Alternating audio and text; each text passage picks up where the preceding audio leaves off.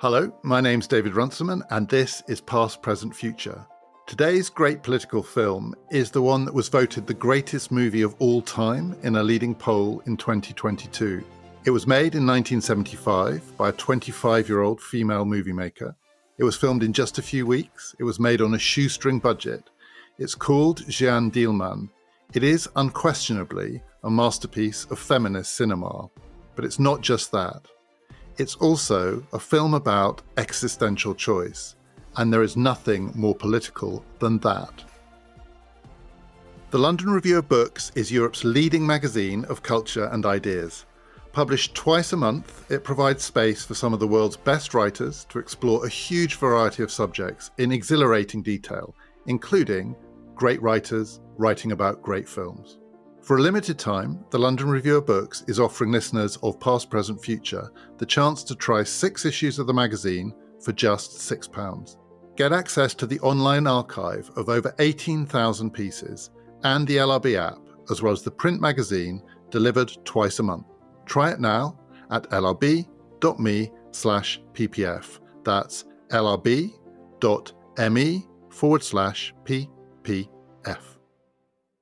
Since 1952, Sight and Sound magazine and the British Film Institute have published every decade, once a decade, a survey of film critics in which the critics are asked to name the greatest film of all time. And at least in the English-speaking world, this has become the benchmark table of film greatness.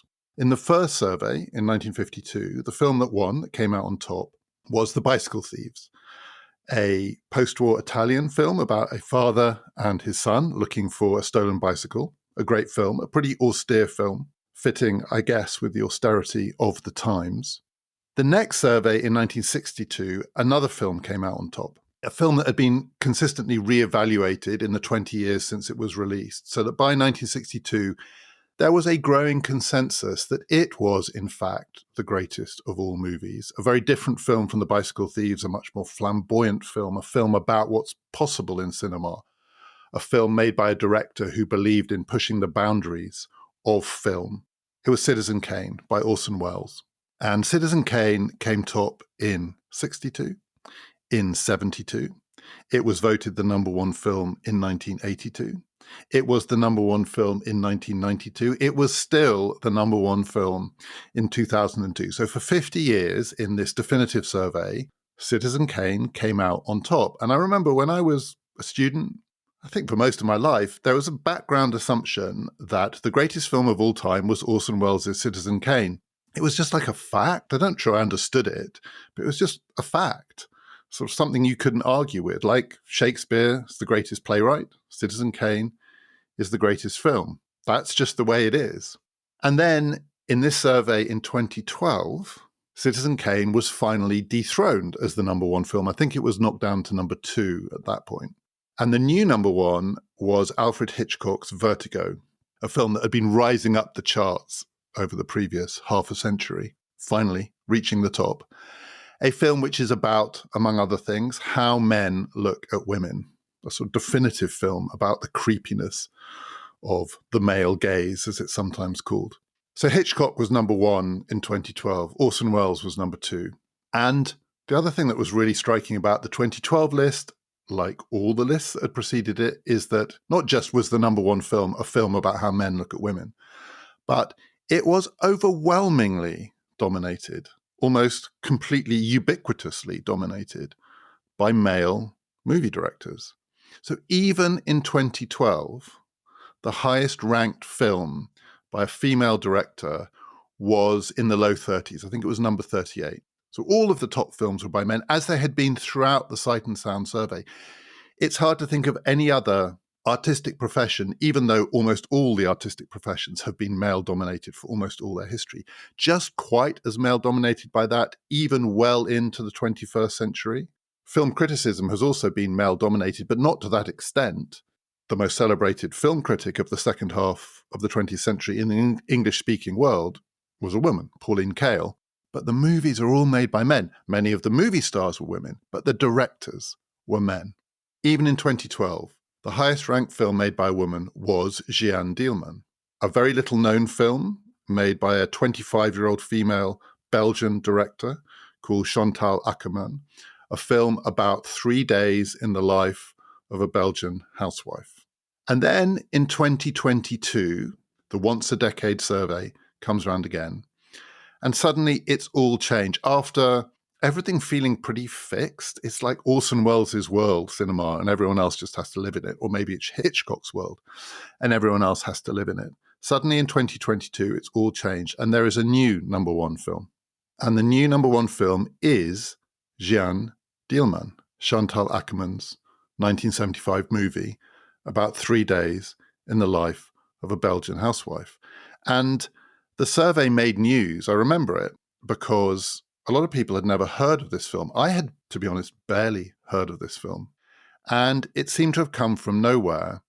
And I think to a lot of people, it looked quite tokenistic. So this list, this art form that had been so male-dominated for so long, the time was ripe for a reappraisal. So here was a signal that it was going to be different from now on. And a film had been almost chosen to symbolize the change, and it was going to be this one. And many people said it's too much. Mainly it has to be said men, including some male directors, many of whom said, we love this film. Everyone knows it's a great film, but come on, the number one film, the greatest of all films, 3 days in the life of a Belgian housewife. Seriously, aren't you putting too much weight on this? And that was partly also because this is clearly a feminist movie, and it's also very much a movie of its time. And I think there was maybe a feeling that in this list, you were trying to find the timeless classics, and it wasn't completely clear to many people that this was a timeless film. It feels very rooted in the mid-1970s. So this is a film about domestic labor. It's a very long film. It's a very, very slow film. It's in that genre that's sometimes called slow movie making. So a lot of the scenes in Jeanne Dielman are scenes of domestic labor, making beds, peeling potatoes, washing up, washing in the bath, and then washing the bath after washing in the bath, happening in real time. And until you see these things happening in real time, it's hard to appreciate just how rare it is to see anything happening in real time in the cinema. At one point in this movie, a kettle boils in real time. My God, it's slow. You have never seen a kettle boil in real time on film because it seems to take forever. Washing up in real time is really slow.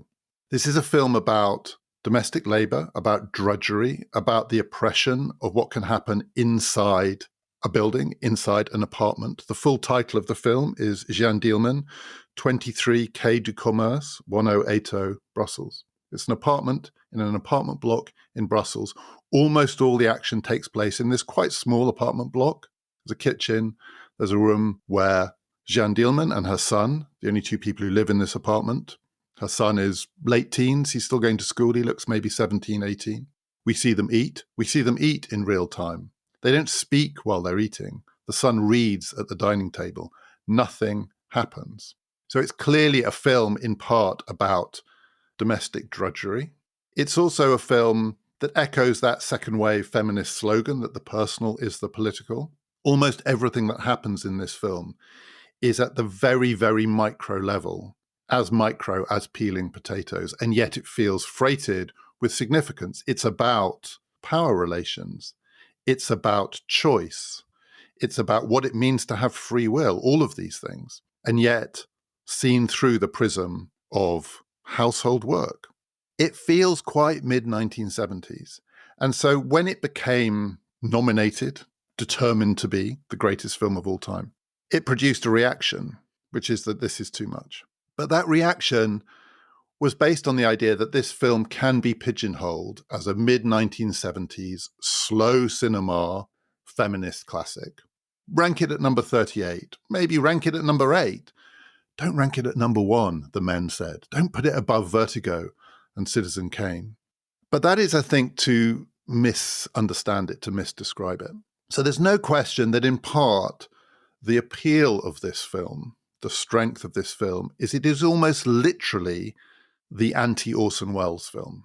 So that is correct. To see it as a reaction to a genre, an art form dominated by a particular version of what movie making greatness is, which is this flamboyant, larger-than-life director marshalling these vast sets and this complicated plot and this grand design to tell the story of a human life across the whole of a human life. Macho movie making, ultra ambitious movie making. This film, Jeanne Dielman, is the opposite of that. It is intended, I don't know if it's intended to be the opposite of Orson Welles, but it's the opposite of that kind of movie making.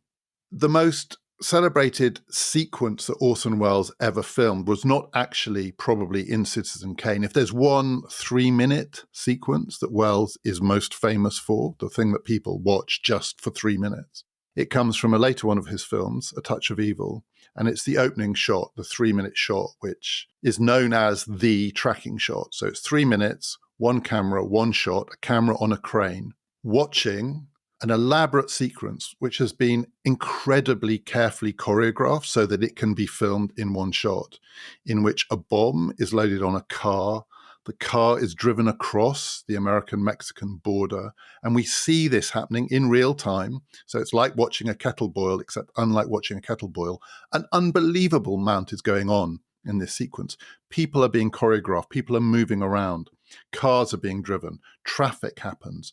We watch the car, then the camera pans away from the car and follows a couple across the border, and then the couple meet up with the car again. 3 minutes for this one sequence where everything has to go right. It is the ultimate in bravura movie making. The camera tracks the action, and the action is elaborate. And in Jeanne Dielman, the camera does the opposite. It's set in an apartment, and the cameras are all fixed, so they don't move.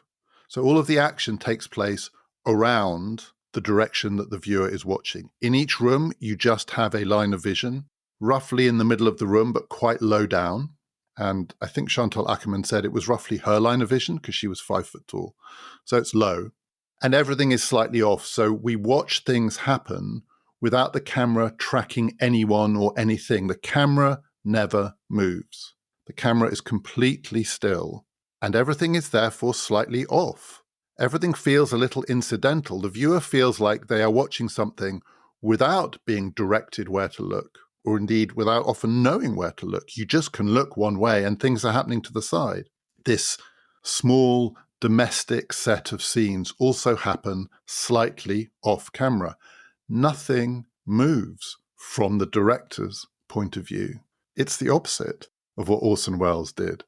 You could say the thing it has in common with Citizen Kane is that in Citizen Kane, one of Welles's innovations was to have the camera low down looking up so that everyone looked larger than life, so that these adults looked like they might look if a child was looking at them. But it's a very deliberate conceit. Again, though the camera is low down in Jeanne Dielman, it is direct. It's not looking up, it's looking straight ahead. So it's sort of looking slightly below as well as often to the side of where things are happening. Everything in this film feels incidental. Nothing feels tracked. It's the anti-Orson Welles film. It's the anti-Hitchcock film. It is the anti-male gaze film. So yes, it's a reaction against something that male directors do. It's so slow. It's, in its way, so undramatic. It is a film about the performance of tasks without any commentary, without really any attempt to guide the viewer through the watching of the performance of these tasks. Most of the tasks are incredibly menial and trivial. The one task, if that's the word for it, that stands out is that across the course of these 3 days, the central character, Jeanne Dielman, the housewife, does this domestic labor, which includes each afternoon on the 3 days, answering the door to her apartment when her son is out at school, letting in a man, taking him to her bedroom on which she has put a towel on the eiderdown, having sex with this man, taking money for it, and seeing him out of the door. It's part of the ritual of her days. It feels very ritualized. Each man comes on a particular day of the week, it's clear. The men are incredibly depressingly of a type. They are middle-aged Belgian businessmen, civil servants. They are jowly, dour, besooted, unemotional men who are themselves clearly seeing this as a transaction, as she sees it as a transaction. But it's of a piece with the rest of the film.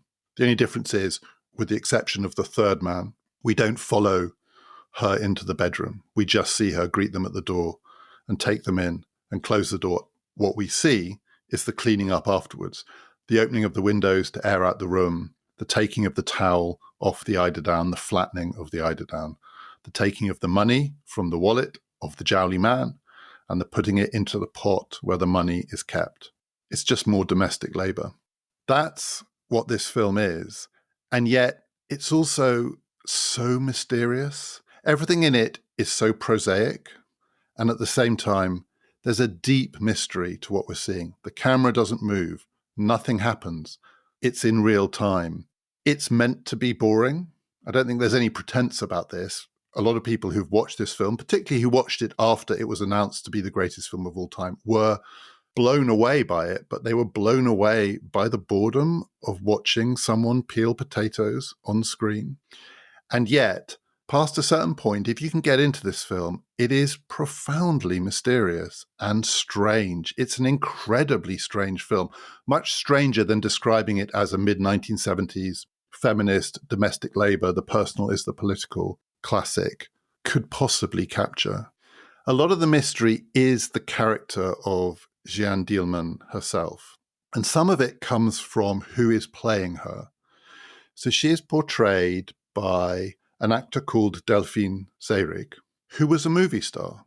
So this is a film about an ordinary Brussels housewife leading the most ordinary imaginable life, apart from the fact that every day in the afternoon, men pay her for sex. But we're meant to also see that as somehow domesticated. There is an ordinariness to everything that we see, and yet we're watching it with a movie star.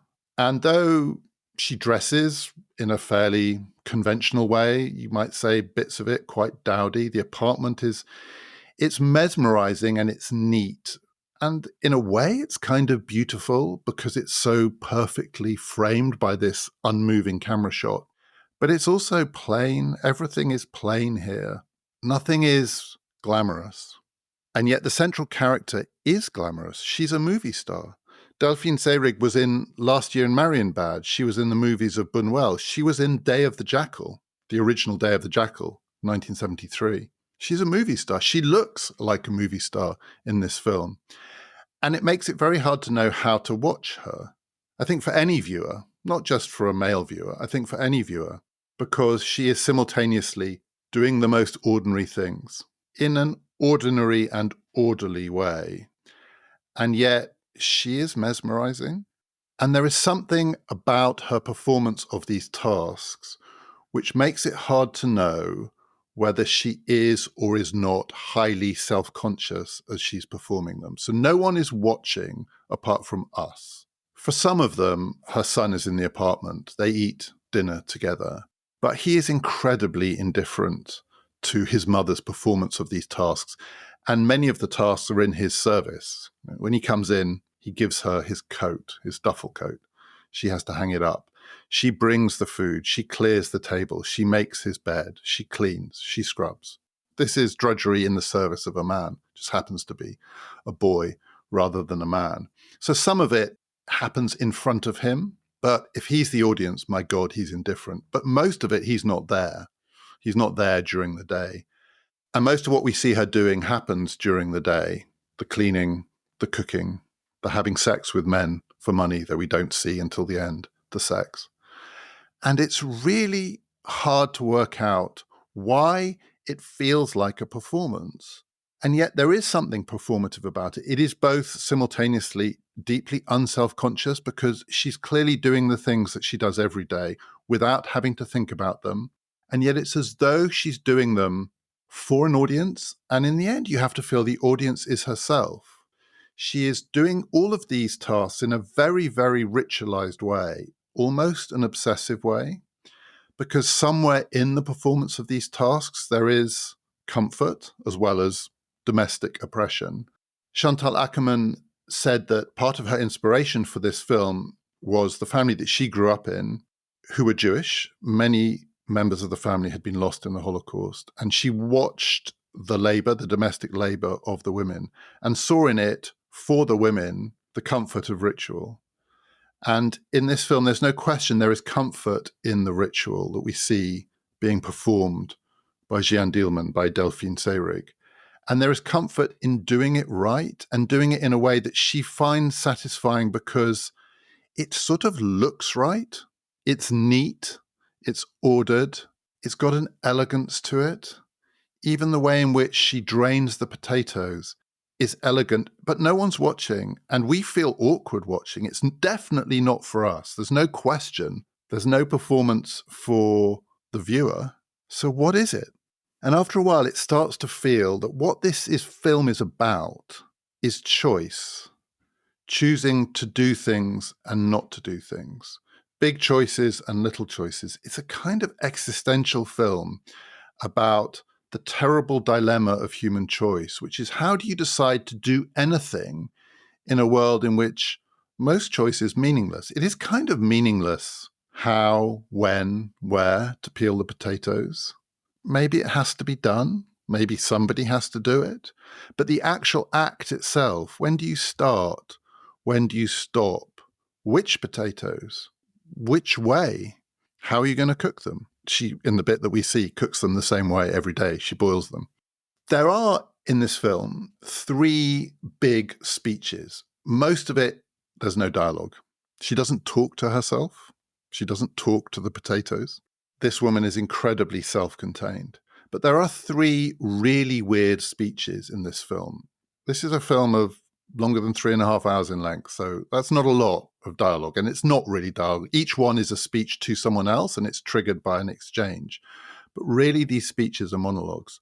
The first of them, it's Jeanne Dielman herself, and she's asked by her son as he's going to sleep, "How did you and Dad meet again?"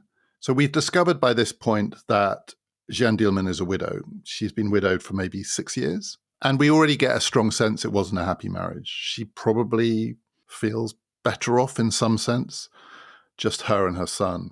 Her son asks this question. You feel he's asked it before, and she gives what feels like a kind of stock answer, but it's a very strange answer. So she says, "I met your father sometime after the war. Times were hard. And he was a respectable guy, and he had a business. He seemed quite well off. And my family encouraged me to marry him because he was a respectable guy." They said the word they used for him is he was a decent person. And what they really meant by that is that he was financially secure. And so this feels like a transactional choice. She doesn't talk about love at all. And then before they got married, his business got into trouble and he looked like a much less secure bet. And her family turned on him and they started to say to her, "Don't marry this guy." And she says, "They suddenly started telling me he's ugly." They hadn't said he was ugly before. When he had money, they didn't think he was ugly. But when they were worried he didn't have money, suddenly they thought he wasn't good looking enough. But she says, by that point, I kind of decided I wanted to have a child. And it's like a fait accompli. The choice had been made. It's as though there was no choice by that point to be made, but also it's a very willful act because her family are telling her not to do it, and she does it. It's not a satisfactory answer for her son. And then he says in his anxious way, "I don't understand how you can do this. I don't understand how you can marry without love. What's it like to have sex with someone when you don't love them? That sounds awful to me," he says. And she just says, "You wouldn't understand. You're not a woman." End of conversation. And she doesn't just mean you're not a woman. She means you're not me. My choices are my choices. It doesn't make sense to you as a choice. What choice does make sense to anyone? The choice is the choice. The second of these speeches is about a different kind of choice. And actually, though the choice of who to marry, which is the subject of the first monologue, is clearly an important one, most of the choices that we see on film are not important in that sense. They are the most micro possible choices. Choices inside the home, in the domestic setting, as to what to do and in what order. What order do you clean the flat in? How do you clean the bath? When do you clean the bath? When do you put the potatoes on? When do you take them off? How do you lay the table? Is the son allowed to read or not to read at the table? How do you order the things in the apartment? The second speech is by a woman that we never see in the film. So one of the things that Jeanne Dielman does during the day is she briefly looks after the baby of another woman, presumably in the apartment block when that woman goes out to shop. There's a screaming baby in the apartment for brief periods. And when that woman comes to collect the baby, we don't see her come in. The baby is just brought to the door to be handed over. But suddenly there's this weird exchange in which the woman who's collecting the baby starts to describe the dilemmas that she's faced about trying to pick which meat to buy from the butcher to cook for her husband and her children for dinner. And she just says how hard it is to decide, how hard it is every damn day to have to pick the meat. And she says, I don't care what meat we have. And they seem to have preferences. I don't really have preferences. She says, I just want a sandwich. I would be so happy just to have the same sandwich every day. You feel like this woman was born in the wrong century. She'd be much happier in the 21st century, though she would probably now feel there's too many sandwiches to choose from. But she has to choose at the butcher's a meat. And it feels so oppressive. And we just see Jeanne Dielman smiling at her and nodding, nod of recognition. It's so hard to do the tiniest things where there's a choice and you don't care. And so much of what we see Jeanne Dielman doing in the flat is having coped with that level of choice making by hyper-ritualizing it. It's almost like she's reached the point where she doesn't need to think about whether to do this or to do that because she knows. It's almost muscle memory. She knows what to do next. And there's a comfort in that for her. There's a deep comfort, maybe the only comfort that she finds is not facing the butcher's dilemma of what meat. We'll boil the potatoes. It'll be this meat. We'll do the same thing each day. We'll do it the same way each day. But over the 3 days, what we see in this film is that order starting to break down. It starts to unravel, but it unravels at the most micro level. Just tiny, tiny things make you feel like the order is starting to fray. And some of it turns on the potatoes. On the second day, she overcooks the potatoes. She's cooking the potatoes while she's having sex with that day's client. And it goes a bit wrong. And she finds that the potatoes have been overboiled. And what results is panic. There's a brief moment where she walks around the apartment. We don't track her. The camera is still fixed. We see her passing across our line of vision, looking a little frantic.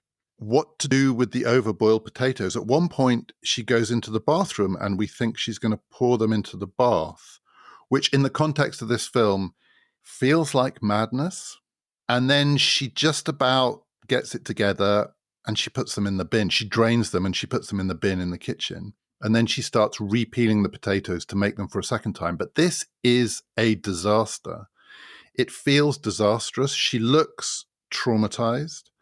And the potato peeling on the second day is angry. It's not comforting. She peels the potatoes in a really aggressive way. It's scary. It's hard to describe just how scary it is. You feel like something terrible might be going to happen. And her son comes home and she's still cooking the potatoes. And this is a boy who observes nothing, but he spots something is off here. And he's shocked. He catches his mother in the act of cooking potatoes. It's as though he's caught her in bed. We assume he has no idea that while he's out at school, she's having sex with men for money. He never sees that. But why is she recooking the potatoes? Something is really, really off here. And her relationship with her son is also very strange. He's a really strange boy. He's a very unappealing boy. He's selfish, but his little exchanges with her are creepy. He's a creepy guy. And he has the third set piece speech, the creepiest of them all. Again, in bed, he wants to talk to his mother. It's a bed that gets made up in the sitting room. It's all very domesticated. It's a little sofa bed that he gets in his pajamas. And he's a reader. He reads all the time. He's a bit of an egghead. But he's clearly wanting to talk to her about sex. And so he suddenly says to her, his friend, he's got some clearly equally creepy friend, who's given him a sort of incel manifesto about young men and sex, which says, as he says to his mother, my friend has told me that boys my age should be having sex with older women because we're sort of physiologically compatible and the orgasms will work better that way. And I now understand from my friend about men and sex. Men have to have a certain kind of penetrative sex. He's saying this all to his ultra-bourgeois Belgian housewife mother, and she's looking on completely unfazed by it as he gives this weird, garbled, incel Freudian speech. And then he says, I've never told you this, Mum, but actually I used to hate it when Dad penetrated you. That was horrible for me. I didn't want him to be penetrating you. I didn't want you being penetrated. And you know those nightmares I used to have? I used to wake up screaming. Actually, they were all fake. I was faking that screaming because I was terrified he was having sex with you. And I wanted to stop the act of penetration, Mum. And you're looking at this thinking, how is she going to react to this speech? And she just looks at him and says, you needn't have bothered. Now go to sleep. And she leaves the room. And that's the last significant dialogue in the movie. It's quite funny. Quite a lot of these scenes are quite funny. The potato peeling is quite funny, but also really, really strange. It's not clear when she says you needn't have bothered whether she's saying, don't worry, I was quite capable of stopping him from penetrating me, or you needn't have bothered because it's nothing to do with you. These are not your choices. My choices are my choices. She is unfazed by the weirdness of her son because she seems kind of indifferent to him. He just folds into her world of macro and micro choice. Everyone in this film who loves it has their favorite scene of watching her do something slowly. Mine is the coffee pot. So at one point, again, it goes a bit wrong because she makes her ritual cup of coffee, but it tastes off. So she has to remake it. And the remaking of anything is a kind of trauma in this movie. So she remakes the coffee. She boils a new pot. We see her put the new coffee grounds in, pour it into the filter at the top of the coffee pot, and then she stirs with a wooden spoon. And she stirs, and she stirs, and she stirs. And the tension builds, and it builds. And what feels so tense is just wondering, when is she going to stop? And you start to feel the existential horror of being alive, which is, how do you know when to stop? These are the big things for her. The stuff that her son wants to talk to her about, it doesn't touch her. But something really builds in the stirring of the coffee pot, because she carries on stirring to the point where it's just dripping through very slowly, and you feel it could carry on dripping for a long time. So how do you know when to stop? If you carry on stirring till the dripping stops, you're going to be stirring and stirring. But why this drip and not that drip? And then suddenly she stops stirring. And there's a feeling of relief, because there's a point, maybe I'm only speaking for myself, I started to get really scared she was never going to stop stirring. And we were maybe never going to leave this scene, and maybe never going to leave this film. That's what it's about. She is mysterious, but she is also clearly vulnerable. So she's vulnerable because the thing about ritual and order is the tiniest things can interrupt it and break it down. But she is also vulnerable in her relationship with her son. Something about that relationship is definitely off, but part of what makes it feel precarious is the wider context. There is almost no context to this film, and yet the viewer knows this apartment in this city is part of a world, a public world. And when you look at this boy, you know that he has a life outside of the apartment. She doesn't really, but he does. He goes to school. He has his creepy friends. He has his sex fantasies, which God knows what he's going to do. Maybe in future, he's going to be one of these awful jowly men who is paying his mother for sex. God knows. But what he also feels like in the context of 20th century history is cannon fodder. He's a boy. He's an only child. She got married to have a child. This is her child. He is going to leave her for sure.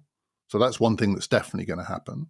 She works for him, but it's her choice. So what makes this movie more interesting than if it was simply a husband that she was doing it for is she's in control of that relationship.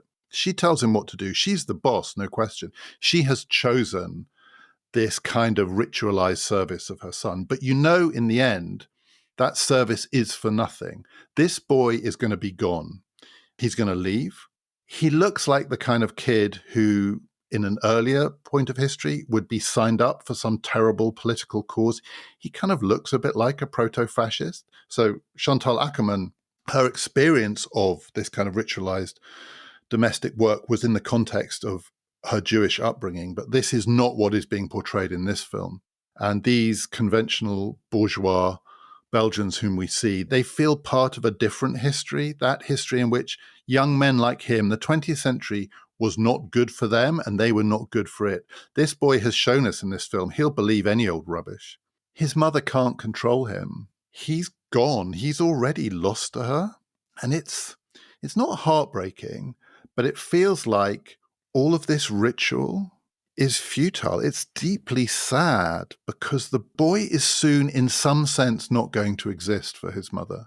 He will be taken from her in some way or another, because to be a mother in this context and to find service and ritual in the ritual service of a child, is to lose control in a world which is not just domestic and personal, but is also public and political. This boy, he's gone.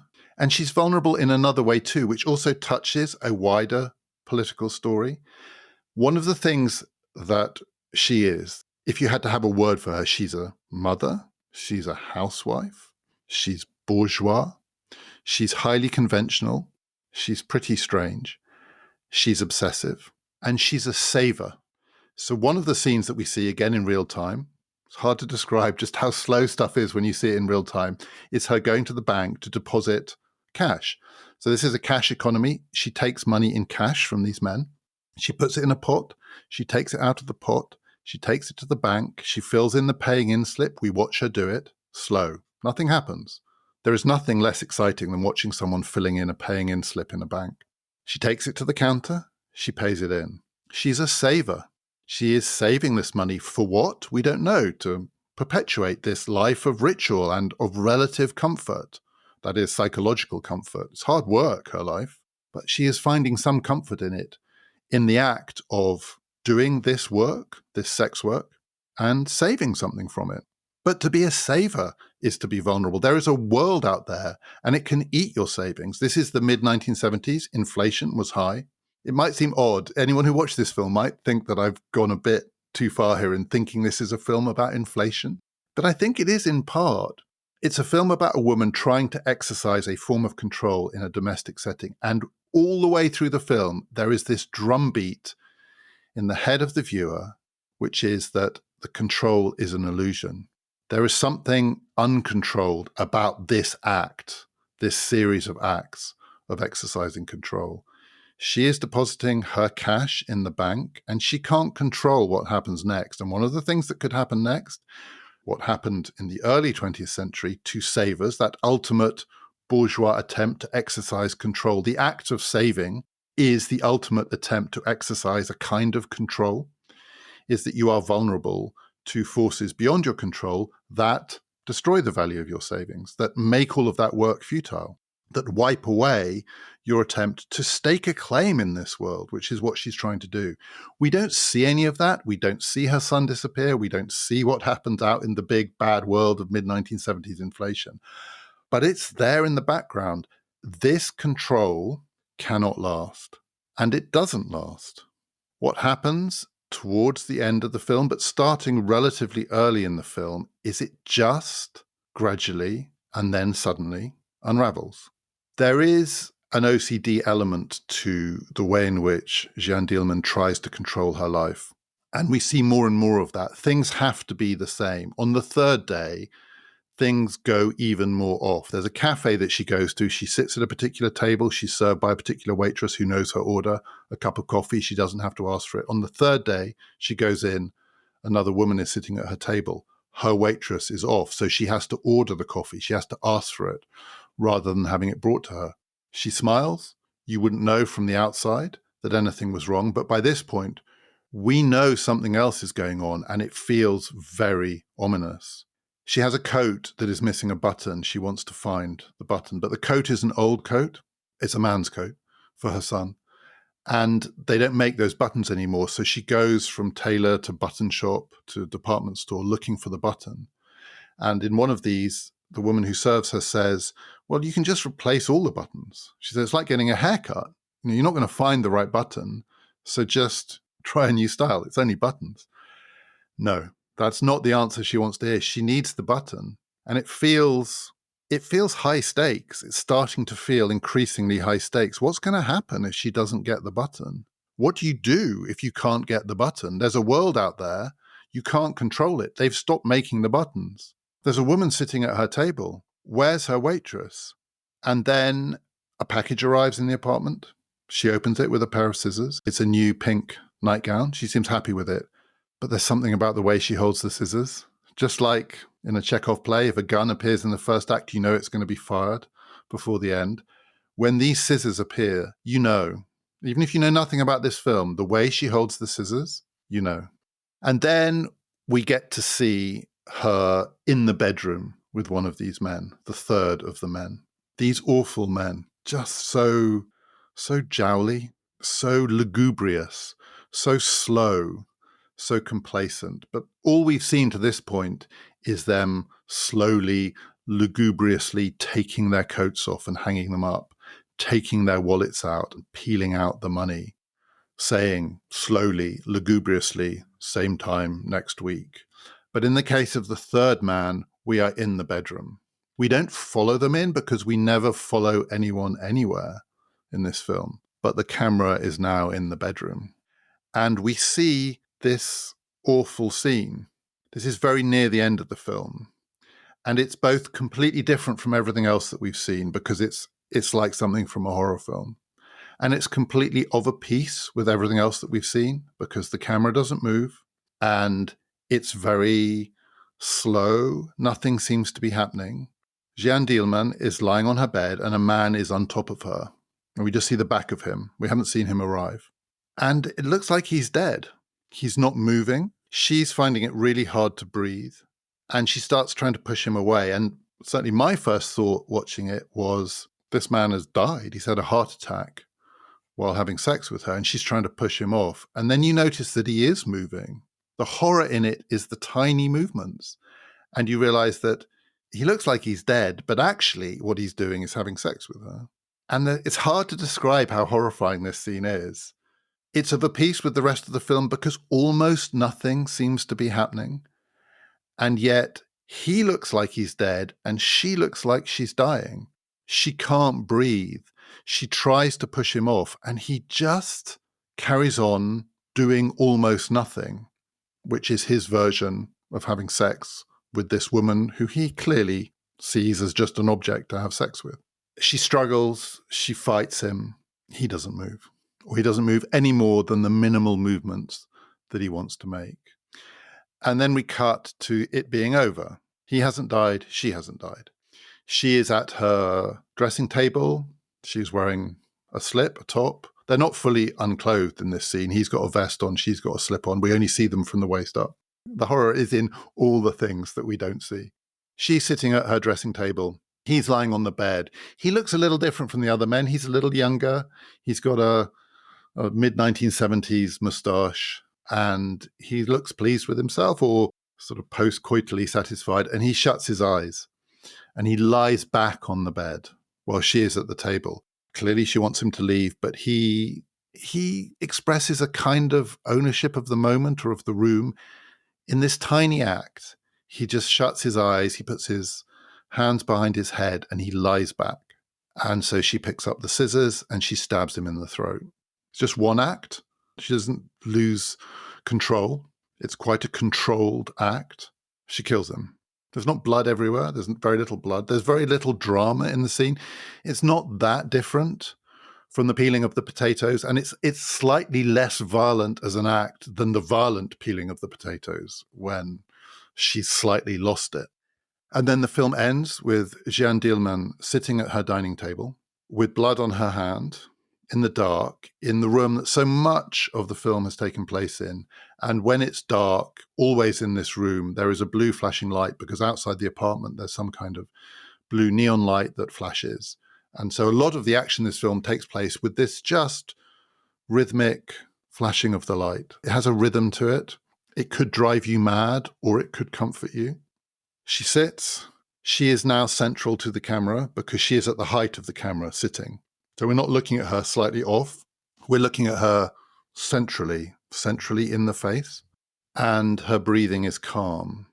She almost looks like, after having killed this man, that she's sedated. She has a kind of peace to her. And it's in contrast to a scene that's happened earlier in the day during the cleaning of the flat, the stuff that we see all the time. There is a question in this film, after all, it doesn't last for 3 days, it just lasts for 3.5 hours. What does she do the rest of the time? And on the third day, we see moments where she simply sits in a chair. She doesn't know what to do, the terrible moments where she does not know what to do next. And these are moments of horror.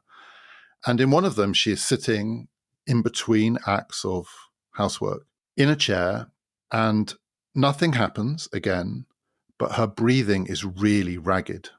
She struggles to breathe. It's like she's having a panic attack. Nothing has obviously happened, but it's almost like she is not completely aware of how to breathe anymore. The thing that is the most natural, non-choice act that we all perform every day. We don't have to think about the decision to breathe. And with a lot of this domestic labor, there is a feeling that there is comfort in it, insofar as there is comfort in it, if it can be a little like breathing. You just do it. You don't have to think about it at all. It is like breathing, muscle memory. You know what to do next. You know how to do it. You know how long. You know what goes where. And as it all unravels, the micro choices unravel. Even the act of breathing starts to feel like an existential choice. It starts to feel like something that Jeanne Dielman is not sure she any longer either knows or perhaps has the will to do. And there is horror in that. It is an incredibly undramatic scene, watching a woman in the act of cleaning a flat, sitting in a chair, and have slightly choppy, jagged breathing. That is it. And again, it takes a long time. This scene lasts for minutes, and minutes in the cinema can feel like hours. The final scene also lasts for minutes, but her breathing is very calm, and it's deep. And right before the end, there is a very deep sigh of not contentment, but of a woman who is not thinking anymore about what to do next. In that scene previously, in which the breathing is ragged, when you watch it, I don't know how many people notice this, but my eye happened to catch it, because a lot of the watching of this film is trying to decide as the viewer where to look, because the director, Chantal Akerman, is not giving you any help with this. Orson Welles gives you all the help you need knowing where to look. He is looking for you. He is telling you where to look. He's corralling the viewer. Chantal Akerman is not giving you any help. You have to decide, do you want to look like the camera straight on? Do you want to follow the action to the side? Do you want to look around? When you are watching a kettle boil, do you want to look at the kettle, or do you want to look at some of the crockery to the side? When you are watching her wash up, Jeanne Dielman, you're watching her from the back. Do you want to watch her back? Do you want to watch her apron? Do you want to look at the shelves? When it's dark, do you want to look at the blue flashing light in the background? And in this scene, I found myself noticing a tiny hair that had been caught on the camera. So that throughout this scene, at the bottom of the screen, a little hair is flickering. This is clearly a mistake. It's an accident. This is not deliberate. It happens in cinema. Sometimes a hair gets caught in the camera. And if it's a big budget film, you reshoot the scene. But with this film, money was incredibly tight. Time was very, very limited. Maybe they didn't notice in time. Maybe they didn't have time. Maybe they thought it didn't matter. A lot of this is one-take cinema, not tracking shots, but one-take shots. And you just got to deal with the hair. And I couldn't deal with it. I didn't know where to look. I didn't know whether to look at the hair flickering at the bottom of the screen or to look at her and her ragged breathing. Her ragged breathing makes the viewer very uncomfortable. There is a feeling of dread building up. And for me, the feeling of dread was worse because I didn't know what to do about the hair. It felt like the missing button. I needed someone to deal with the hair. And I felt panicky watching it because I didn't know where to look. I'm not meant to be looking at the hair. Why am I looking at the hair? I don't have to look at the hair. I can look at the main action, which is a woman struggling to breathe. And so I would look back and forth between the two. My breathing was getting a bit ragged by this point.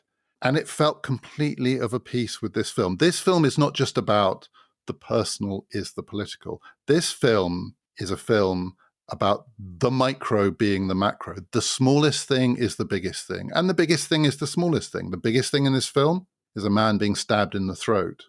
The smallest thing in this film, well, take your pick. It's a cup of coffee, it's a kettle boiling, it's scrubbing a bath.